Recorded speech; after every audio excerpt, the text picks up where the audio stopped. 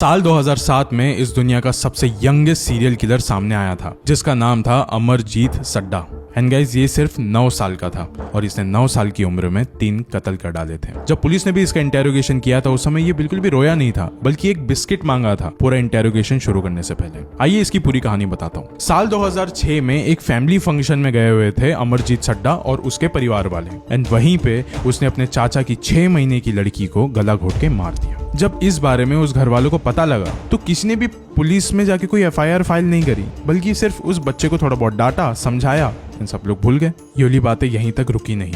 कुछ महीनों बाद उसने अपनी खुद की सगी बहन को भी मार दिया गला घोट के। और जब ये वाली बात भी उसके माँ बाप को पता चली तो उन्होंने उस वक्त भी कुछ नहीं किया, सिर्फ थोड़ा डांटा और सोचा कि वो सुधर जाएगा। फिर वापस से कुछ समय बाद मतलब साल 2007 में उसने अपने पड़ोस की एक छोटी लड़की के साथ सेम किया, उसका भी कत्ल। और फिर ये पूरी कहानी आती है पुलिस के सामने। पुलिस खुद बहुत ज्यादा कंफ्यूज थी कि सिर्फ एक 9 साल का बच्चा ये सारी चीजें कैसे कर सकता है, 3 कत्ल। फिर जब उससे पूछा गया तो अमरजीत सड्डा ने कहा कि जब भी कोई बच्चा बहुत तड़पता है ना, मुझे बहुत अच्छा लगता है वो देखकर। और ऊपर से वो लोग मेरे साथ कुछ कर भी नहीं सकते, ना ही बात कर सकते, तो मुझे अच्छा लगा ये सब कुछ करके। फिर जब कुछ समय बाद पुलिस वालों ने अमरजीत सड्डा के माँ बाप का इंटेरोगेशन किया तभी एक और एक बात सामने आई। उन्होंने कहा कि हम लोग ने कभी किसी को इसलिए नहीं बताया क्योंकि हमको लगा कि ये सुधर जाएगा, लेकिन हमको नहीं पता था कि ये कुछ अलग ही कहानी लिख रहा है। एंड यही सुधरने के इंतजार के वजह से 3 बच्चों की मौत हो गई। फिर यही सब चीजों के वजह से अमरजीत सड्डा को जुवेनाइल जेल में डाल दिया गया।